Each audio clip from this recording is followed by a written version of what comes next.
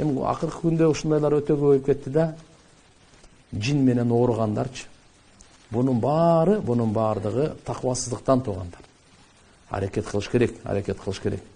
Мынандай жин шайтан болгон жерлерден узак болуп, анан өзгөчө пайгамбар саллаллаху алейхи ва саллям айткан дуаларды көбүрөөк окуш керек. Мына ажаткана киргенде сөзсүз Аллахума инни ауду бика минал хубси вал хабаис деп пайгамбарыбыз өзгөчө көңүл бурган. Демек, жин шайтандар ыплас жерде болот экен да булар жиндерчи. Таштандылар, мусорларда, ажатканаларда. Риваятта келет, ошолордун азыгы дейт, тезектер, сөөктөр. Кээде сөөк жемей мода болуп кетти эле го.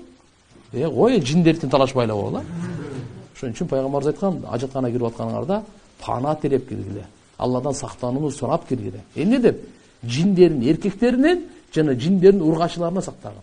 Бисмиллахны айтса, болду. Алардын көзүнө парда болот экен.